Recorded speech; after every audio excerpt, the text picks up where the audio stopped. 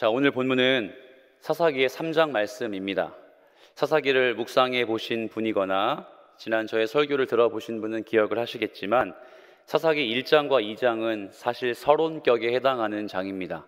한 성경에서 서론이 2장을 차지한다는 건 꽤나 많은 분량인데 이 서론의 결론을 짓고 본론으로 시작하는 첫 번째 사사 온니엘이 등장하는 본문입니다. 그렇다면 굳이 1장과 2장을 돌아가지 않아도 우리가 사사기 서론의 이야기를 잠시 좀 간단하게 정리할 수 있을 것 같습니다.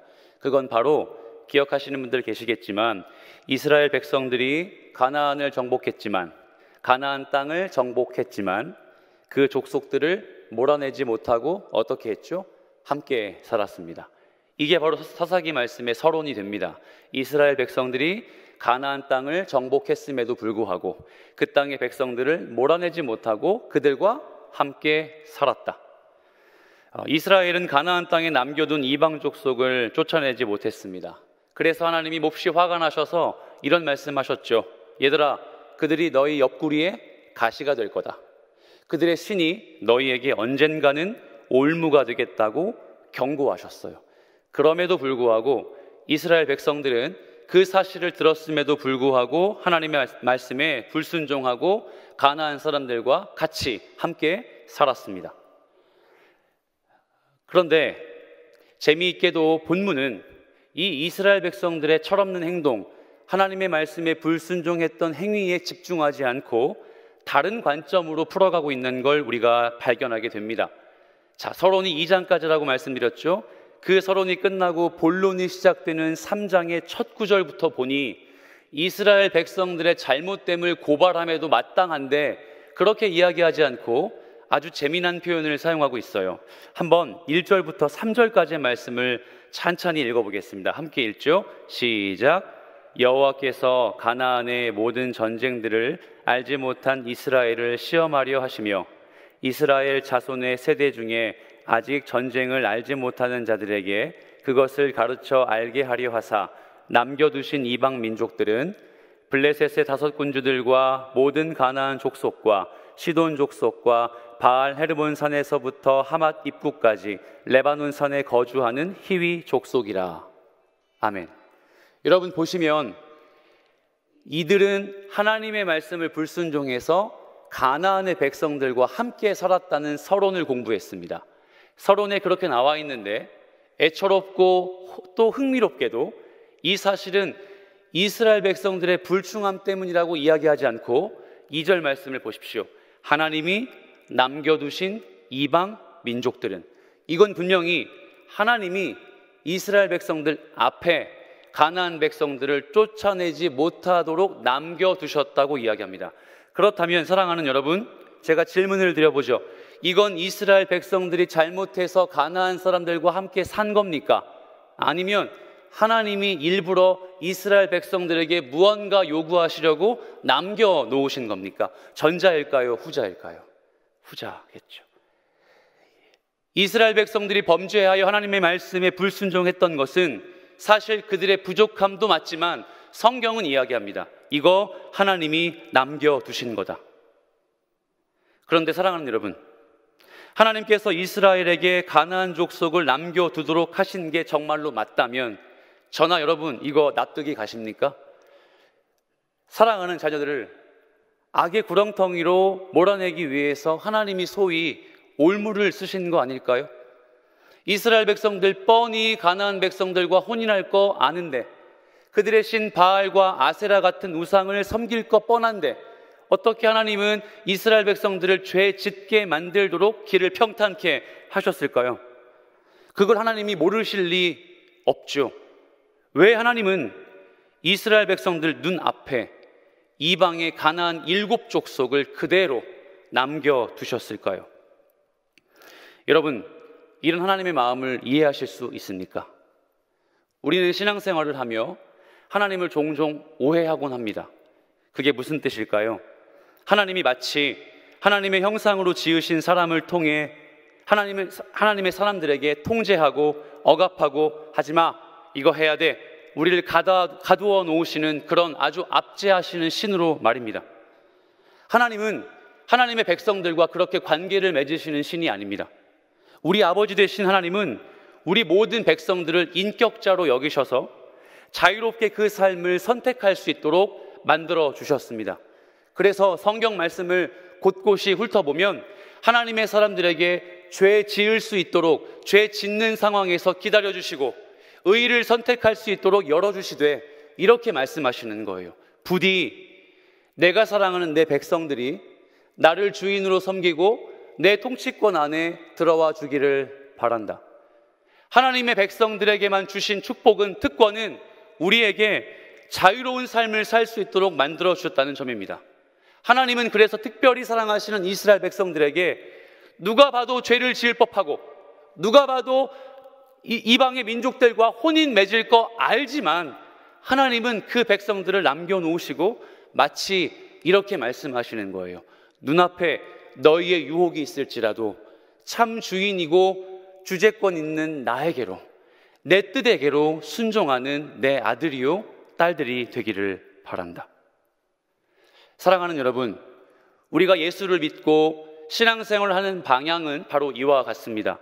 하나님은 늘 우리를 돌아오라 하십니다.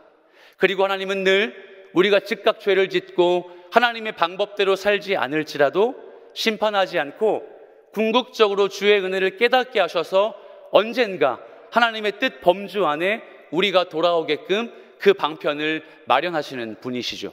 여러분이 이 은혜를 신뢰하시길 예수 그리스도의 이름으로 축복합니다. 아멘. 그렇습니다. 하나님은 우리에게 자유로운 삶을 살되 그분의 명령에 귀를 기울이고 순종하기를 원하십니다. 삶의 자리에서 내 아집, 내 주권, 내 능력, 내 연륜 다 내려놓고 하나님 앞에 순종하며 반응하기를 원하세요. 하나님 말씀에 온전한 순종을 드리기를 원하십니다. 본문도 이와 마찬가지였던 거예요. 이방 민족들을 몰아내지 않고 2절과 같이 남겨두신 이유는 이스라엘 백성들을 너무 사랑했기 때문이에요. 그들이 궁극적으로 하나님을 선택할 그 날을 기대하고 기다리셨기 때문입니다. 그러면 사랑하는 여러분, 이제 이스라엘 백성들에겐 선택이 남았던 거예요. 이 이방 민족들을 전쟁하여 몰아낼지 혹은 살육하여 모두 다 몰살시킬지 아니면 이들과 벗이 되어 함께 살지. 여러분, 그렇다면 이들과 함께 살지 이들을 몰아낼지를 결정하는 자리는 어디인지 아십니까? 바로 전쟁입니다. 여러분 이해가 되세요? 가나안 백성들을 몰아낼지 같이 살지를 결정해야만 하는 사건은, 그 공간은 다름 아닌 전쟁입니다. 여러분에게 전쟁은 어떤 이미지입니까? 아이들 소꿉놀이인가요? 혹은 취미생활입니까? 지금도 우리가 알고 있는 그 어떤 나라는 작은 나라를 침략하여 전쟁을 벌이고 있습니다. 우리에게 전쟁은 생과 사의 갈림길에 놓여 있는 공간입니다. 생명과 죽음이 교차되는 절체절명의 무대가 바로 전쟁입니다. 그러므로 이스라엘 백성들은 하나님을 선택하고 하나님을 거절하는 공간 속에서 자기의 목숨을 걸었어야 됐어요.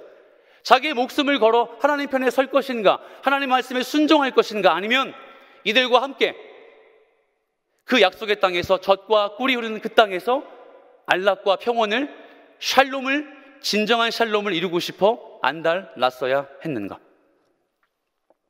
그러므로 애초에 이들은 전쟁을 피할 수가 없었던 거예요.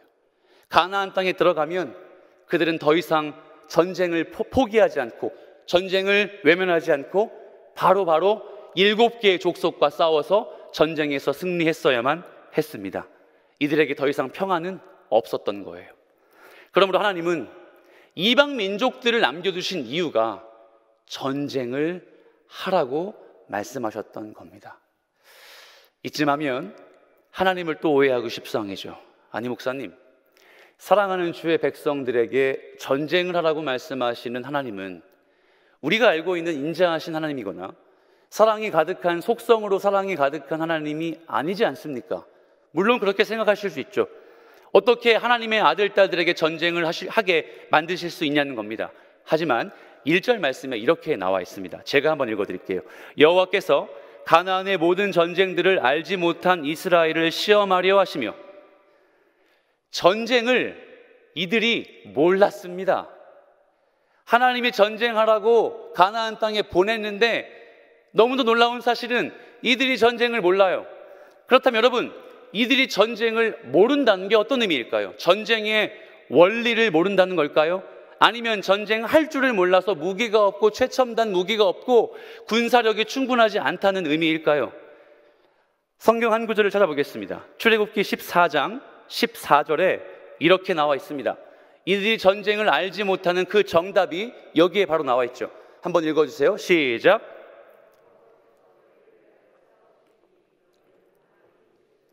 아멘. 출애굽기 14장은 모세를 통해 인도받은 출애굽 백성이 홍해를 건넌 사건입니다. 그때 하나님의 백성들은 여호와의 전쟁을 이미 배웠습니다. 여호와의 전쟁은 최첨단 무기와 군사력의 당락이 결정되지 않고 하나님이 싸우시는 전쟁이었습니다. 너희는 가만히 있어, 주가 싸우시는 것을 보라. 그런데 이스라엘 백성들은 가나안 땅에 자리를 잡고 어느 순간 세대가 바뀌며 하나님의 전쟁 방식을 잃어버렸습니다. 바꿔 말하면 하나님이 열심을 품고 모든 주의 백성들에게 역사하신다는 그 사실을 지워버렸어요. 이스라엘은 그저 하나님 말씀에 대한 순종만 하면 됐습니다. 그게 전쟁 방식이었어요. 목숨을 담보로 할지라도 두려워하지 않는 순종을 요구하시는 그 전쟁을 이 이스라엘 백성들은 알아야만 했습니다. 하지만 어떻습니까? 사사기 2장에서 우리가 이미 살펴본 바와 같이 그의 순종의, 하나님의 순종의 요구는 이스라엘 백성들과 관계없는 것이었습니다. 그저 그 땅의 약속을 담보로 받고 누리고 즐기고 순종하기만 하면 되는 전쟁 방식을 이들은 거절했습니다. 가나안의 가치관, 가나안의 세계관, 가나안 사람들의 종교, 그들의 더 눈에 보이는 휘황찬란한 문화가 하나님보다 더 커 보여 하나님의 전쟁 방식을 외면했습니다. 가나안 사람들의 딸들을 맞아 아내로 삼았고 자기 딸들을 그들의 아들에게 장가 보내어 결혼시켰습니다. 그리고 신 바알과 아세라를 섬겼죠. 사랑하는 성도 여러분, 만약 이스라엘이 하나님이 원하시는 대로 순종했고 이스라엘이 하나님께서 싸우시는 거룩한 전쟁에 대해 바로 이해했다면 어떤 결과가 이어졌을까요? 앞으로 어떻게 진행이 됐을까요? 추측하자면 사사는 아마 세워지지 않았을 겁니다. 이방 민족의 압제와 박해가 없으니까. 왜요? 그들을 하나님의 전쟁 방식으로 승리했을 거니까 이들은 아파서 힘들어서 하나님을 향해 부르짖을 리도 없고, 부르짖지 않으니까 하나님이 구원자를 세워 사사, 기드온, 드보라, 삼손, 오늘 배우는 온니엘을 보낼 리도 없었죠. 그러므로 하나님이 세우시는 사사는, 하나님이 그 계획 속에 보내신 이 사사는 이스라엘 백성들의 변질, 하나님을 향한 불순종의 결과였던 거예요. 그리고 이제 역사적인 한 사람이 등장합니다. 아직 한 번도 성경에서 배워보지 못했던 성경 역사 속에 처음 등장한 재판관이며 구원자인 사사라는 직분이 세워지게 됩니다. 그 사람은 바로 온니엘입니다. 자, 온니엘이 어떤 상황에서 사사로 임명되었느냐, 우리가 함께 말씀을 볼 텐데요. 본문의 3장 8절 말씀에 이렇게 나와 있어요. 제가 한번 읽어드리겠습니다. 여호와께서 이스라엘에게 진노하사 그들을 메소포타미아 왕 구산 리사다임의 손에 파셨으므로 이스라엘 자손이 구산 리사다임을 8년 동안 섬겼더니. 아멘. 하나님은 이스라엘의 전쟁을 알지 못하는 불순종에 진노하셔서 그들을 특정한 민족에게 파셨습니다. 성경은 이렇게 얘기해요. 그들의 손에 넘기셨습니다. 그들의 왕의 이름은 구산 리사다임입니다. 언뜻 봐도 이 사람의 이름이 참 특이하죠. 학자들의 견해에 따르면 리사다임이란 단어는 별명입니다. 그러니까 리사다임이란 이름이 아니라 구산이란 사람이 어떤 일을 펼쳤는지 리사다임이란 단어를 보면 알 수 있다. 리사다임은 이중으로 악하다, 두 배 악하다, 매우 악하다라는 뜻을 갖고 있는 사람이에요. 그러면 구산 리사다임은 뭘까요? 아주 악랄한 인간 구산, 이런 느낌이죠. 이스라엘 백성들에게 자그마치 8년 동안 어느 짓을 했길래, 엄청난 행동을 얼마나 했길래, 얼마나 불의한 짓을 했길래 이 사람들이 훗날에 구산 리사다임이라고 불렀을까요? 이 이름의 자체에서 볼 수 있듯이 이스라엘은 하나님을 향해 구원을 갈망하고 주여 아픕니다, 주여 도와주세요 부르짖었을 정도로 압제가 심했다는 걸 알 수 있습니다. 자, 그런데 성경을 자세히 보십시오. 구산 리사다임이 어떻게 압제했는지, 구산 리사다임의 압제와 박해가 어떤 내용을 담고 있는지 우리 함께 좀 볼 텐데요. 여러분 2장 3절 말씀을 우리 다시 한번 읽어볼게요. 사사기 2장 앞으로 가셔서 우리 전에 함께 묵상했던 말씀입니다. 2장 3절, 이번엔 여러분이 한번 읽어주세요. 시작.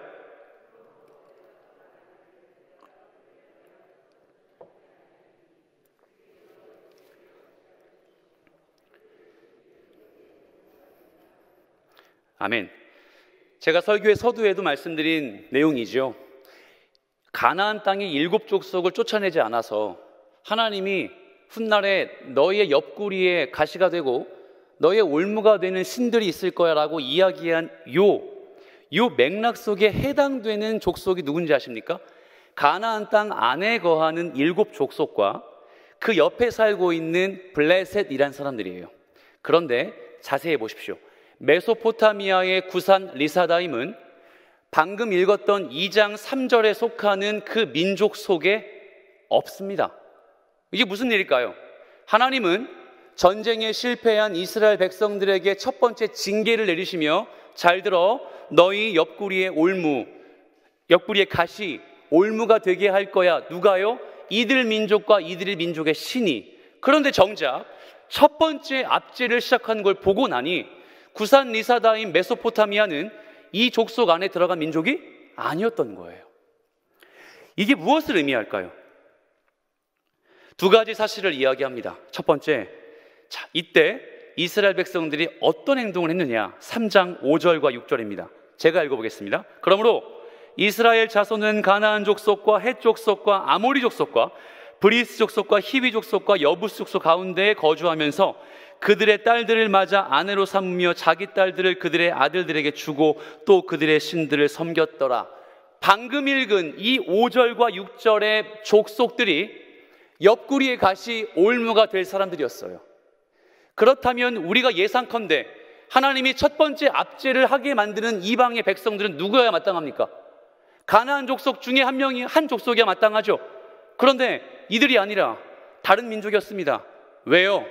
하나님은 여전히 하나님의 말씀을 청종치 않고 이 7 족속과 결혼하고 혼탁한 성생활을 하고 그들의 우상을 숭배하고 있는 현실을 아직도 고발하고 싶어서입니다. 하나님이 그토록 경고하셨음에도 불구하고 이들은 7 족속과 손절하고 그들을 밀어내고 혹 그들을 죽여야 마땅했는데, 구산 리사다임이 올 때까지, 메소포타미아의 그 왕이 압제가 시작될 때까지 이들은 이 민족과 섞여서 하나님을 여전히 외면하고 있다는 걸 지금 고발하고 있는 거예요. 그리고 두 번째, 또 하나 중요한 사실은 그럼에도 불구하고 놀랍게도 하나님의 능력과 주권은 가나안 땅 이곳을 넘어갔다는 것입니다. 이 점이 여러분 정말 중요합니다. 제가 누차 말씀드렸듯이 고대 사회의 종교는 지역신의 개념입니다. 그러므로 이스라엘 백성들에게 하나님은 우리의 민족의 이동 경로에 함께 하셔서 유목민의 생활에 함께 하셨기 때문에 그 지역 안에 머무는 신이셨고, 가나안 백성의 지역신은 누구였을까요? 바알이었습니다. 그런데 하나님께서 지금 압제를 당하는 이스라엘 백성들을 위해 구원을 펼치시는 이 왕은 어디라고 했죠? 가나안 밖에 있는 이방의 메소포타미아입니다. 이 말이 무엇을 의미할까요? 하나님의 능력은 당시에 이스라엘 백성들이 갖고 있는 이성을 초월했다는 것입니다. 지역 안에만 신이 존재한다고 여겼는데, 어머나 우리가 믿는 야훼가, 우리가 믿는 여호와 하나님이 우리가 믿는 주님이 이 가나안의 지역을 초월하는 능력의 하나님이시라는 걸 지금 이 메소포타미아 구산 리사다임의 사건을 통해 보여주는 거예요. 이 점은 우리에게도 정말 중요합니다. 우리가 예수 믿고 신앙생활을 하는 과정 중에 우리는 늘 이렇게 고백하죠. 하나님, 나의 기도의 제목은 이렇습니다. 하나님, 우리 공동체는 이렇게 되길 소망합니다. 하나님, 나의 인생이 이렇게 되길 기도합니다 라고 하지만 우리 안에 여전히 넘지 못한 한계는 무엇입니까? 하나님이 나의 생각과 나의 이성, 나의 기억, 나의 모든 능력을 초월하셔서 역사하신다는 그 하나님의 전능하심을 우린 때때로 우리가 놓여져 있는 현실 속에 매몰되어 하나님의 능력을 기억하지 못할 때가 있기 때문이죠. 우리가 기도하는 것보다 하나님은 더욱더 초월적인 능력을 펼치실 분이십니다. 우리가 이해하는 것보다 하나님은 더욱더 전능하시고 전지하시고 우리가 생각하는 것보다 훨씬 더 대단한 일을 펼치실 수 있는 우리의 아버지가 되신다는 사실이에요. 여러분, 여러분에게도 이 말씀 앞에 놓여 있는 이스라엘 백성들의 하나님처럼 여러분의 하나님, 우리의 하나님이 그런 일을 충분히 하실 수 있는 전능하신 우리의 아버지란 사실을 마음속에 깊이 새기시길 예수 그리스도의 이름으로 축복합니다. 아멘. 그렇게 8년이 지났습니다. 8년이 지나고 구산 리사다임의 압제가 한창 진행되고 있을 때 하나님은 사사 온니엘을 세우셨습니다. 온니엘은 우리가 이미 사사기 서론에 등장한 기억이 있어서 친숙한 이름이기도 합니다. 그는 가나안에 전쟁할 때 누가 먼저 싸울래? 라고 했을 때 제가 먼저 올라가겠습니다 했던 사람이었어요. 그리고 그 약속의 땅을 점령해서 그 공적으로 갈렙이라는 사람이 자기의 딸 악사를 주었죠. 갈렙의 은혜를 입은 자였습니다. 그런 온니엘을 사사기의 첫 번째 사사로 세우셨습니다. 아주 중요한 의미가 있죠. 자, 그런데 이 점도 우리에겐 좀 범상치가 않습니다. 왜냐하면 좀 길어도 말씀을 읽으셔야 이해가 될 것 같아요. 7절부터 11절까지 본문의 말씀을 읽어보겠습니다. 제가 7절, 여러분이 8절, 우리 교독합니다. 이스라엘 자손이 여호와의 목전에 악을 행하여 자기들의 하나님 여호와를 잊어버리고 바알들과 아사라들을 섬긴지라.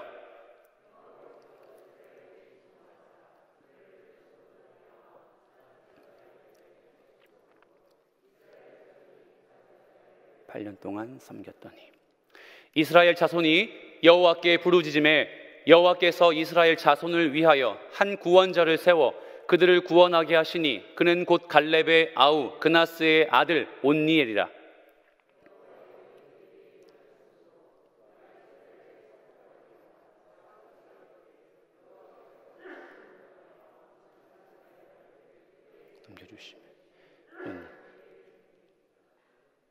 함께 했습니다. 그 땅이 평온한 지 40년에 그나스의 아들 온니엘이 죽었더라. 아멘. 자, 본문의 마지막을 달리고 있는 부분이죠. 온니엘이 어떻게 세워졌는지, 혹은 온니엘이 세워지기까지 구산 리사다임이 8년 동안 어떻게 압제했는지를 말하고 있는 본문입니다. 그런데 우리가 잠시 읽어봤지만 재미있는 부분이 있어요. 첫 번째로 압제를 한 구산 리사다임의 압제의 내용, 이들이 어떻게 이스라엘 백성들을 괴롭혔는지에 대한 실제적인 예화 없습니다. 두 번째, 한 사사를 세워 그를 민족의 구원자로 삼으신 온니엘의 개인적인 소개, 온니엘의 능력, 온니엘이 어떻게 구원자의 활동을 펼쳤는지도 전혀 이야기하지 않습니다. 제가 이렇게 여러분에게 말씀드리는 이유는 사사기 말씀을 읽어보신 분은 알겠지만 기드온이요 자그마치 3장 정도의 그의 에피소드가 등장합니다. 삼손이요 누구보다 악한 사사였고 누구보다 여자 좋아하고 누구보다 이성적이지 못한 감정적인 사사를 우리가 알고 있는데 그는 분명 몇 장을 할애하면서 사사기의 저자가 이 삼손을 소개합니다. 그런데 이스라엘 백성들의 첫 번째 압제이며 첫 번째 압제에 등장하는 구원자 온니엘을 소개할 때는 그 어떤 이야기도 그 어떠한 공적이나 업적도 소개하지 않고 온니엘이 이렇게 40년 동안 평온하게 정치 활동을 했더라, 그의 구원자 활동을 했더라 정도로만 마치고 있습니다. 상식적으로 생각해도 이해가 가지 않습니다. 첫 번째 사사인데 왜 사사기의 저자는 이렇게밖에 표현하지 않았을까요? 뭐든지 처음은 아주 중요하고 그 자체로 상징적인 의미가 있는 법 아닌가요? 그래서 더욱 자세하게 기록하는 거 당연하지 않나요? 왜 온니엘은 역사의 뒤안길로 금세 빠져버려야만 했을까요? 사실 본문 안에 그 의미가 담겨 있습니다. 왜 온니엘을 단순하게 설명할 수밖에 없었는지 그 증거를 제시합니다. 바로 10절 말씀에 나와 있는데요, 제가 읽어보겠습니다. 여호와의 영이 그에게 임하셨으므로 그가 이스라엘의 사사가 되어 나가서 싸울 때에 여호와께서 메소포타미아 왕 구산 리사다임을 그의 손에 넘겨주심에 온니엘의 손이 구산 리사다임을 이기니라. 아멘. 온니엘이 첫 번째 사사가 되었을 때 한 가지 특이한 일이 벌어졌습니다. 혹시 말씀으로 확인이 되십니까? 그에게 여호와의 영이 임했습니다. 여호와의 영이 임하셨습니다. 사랑하는 여러분, 여호와의 영은 어떤 의미이죠? 무엇 혹은 누굴 지칭하는 단어입니까? 우리가 너무 많이 고백하는 성령 하나님입니다. 우리가 성령으로 부르는 그 분이 구약시대의 사사기 시대의 첫 번째 구원자 온니엘에게 임하셨습니다. 지금 우리가 예수 오신 이후에 은혜의 시대에 살며 성령은 구원받는 누구에게도 선물로 받는 은혜이며 은사입니다. 그래서 예수 믿고 성도의 삶을 살 때 성령 충만하여 성령과 동행하는 삶은 우리 모든 그리스도인의 권리이며 책임이기도 합니다. 그런데 구약시대에는요, 달랐어요. 구약시대에는 여호와의 영이 구원과 결부하는 개념이 아니었습니다. 특별히 사사시대에 보면 하나님이 특별한 임무, 하나님의 구속사의 관점에서 혁혁한 공을 세워야 하는 특정 인물에게 능력을 주시기 위해 여호와의 영이 임했다는 것이죠. 그 첫 번째가 바로 온니엘이었습니다. 그렇다면 사사기에 또 누가 있을까요?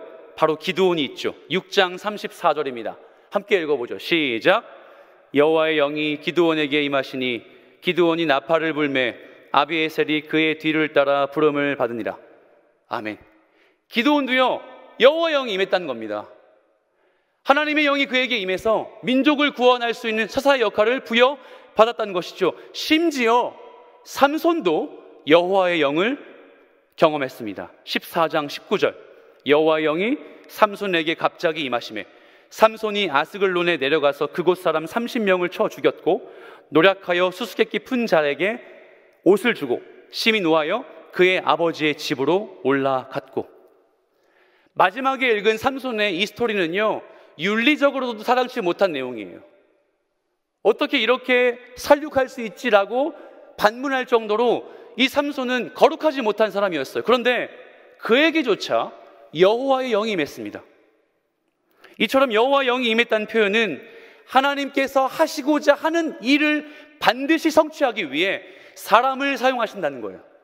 뭐라고요?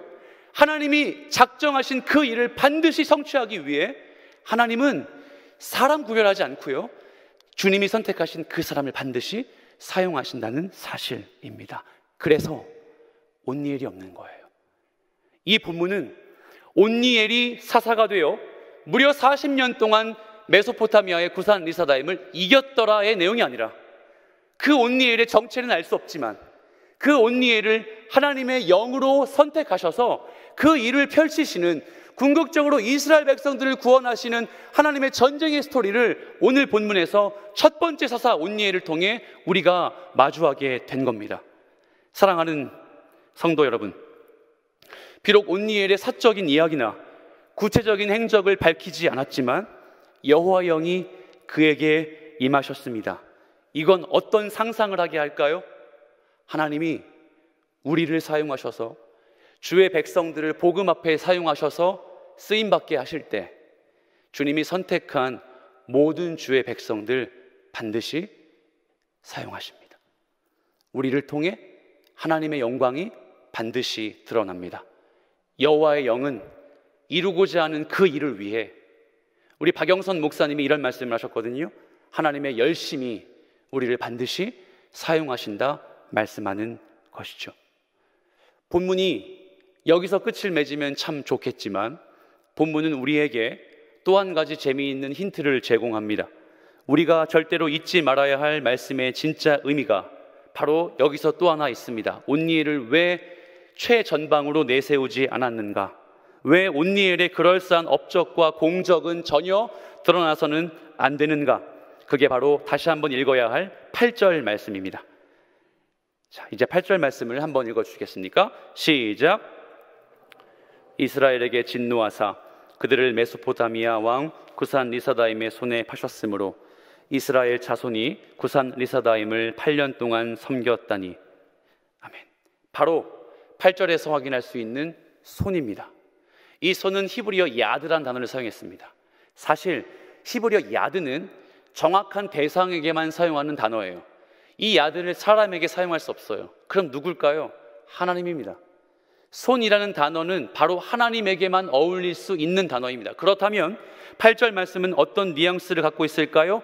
하나님이 직접 구산 리사다임에게 이스라엘을 팔아넘겼습니다. 하나님이 직접 온니엘에게 구산 리사다임을 팔아넘겼습니다. 오늘 본문은 사사도 구산 리사다임의 압제도 이스라엘 백성들의 처절한 몸부림 회개도 아니라 하나님이 하나님의 능력으로 그의 선택한 주의 백성들을 가장 의롭고 선한 길로 인도하신다는 교훈이 있는 거예요. 사랑하는 성도 여러분, 사랑하는 믿음의 선배님 여러분, 우리가 하나님의 손에 주목하기를 축복합니다. 이 손이 이스라엘 백성들을 구원시키기 위해 구산 리사다임에게로, 그리고 이 손이 궁극적으로 그 과정을 통해 온니엘이라는 사람을 사용하시기 위해 그에게로 옮겨졌습니다. 손의 주체는 하나님이십니다. 손의 주체는 하나님의 능력이 되십니다. 그러므로 우리의 삶도 하나님의 손이, 하나님의 능력이 우리의 인생을 반드시 이끌어 가실 겁니다. 이 은혜를 고백하는 저와 여러분 되길 살아계신 예수 그리스도의 이름으로 축복합니다. 전쟁은 하나님의 것입니다. 이 말은 내 삶은 주의 것이란 말입니다. 하나님의 손이 온니엘에게 임했다는 건 우리의 결정권 아무것도 없고 주인 되시는 하나님의 능력이 어떻게든, 잘 들으셔요, 어떻게든 내 삶을 가장 의로운 길로 인도하세요. 그걸 신뢰하는 것이 우리의 직분이요, 그 인생에 순종하는 것이 우리의 성도의 책임일 것입니다. 이 은혜에 반응하시는 여러분 되시길 살아계신 예수님의 이름으로 축복합니다. 아멘.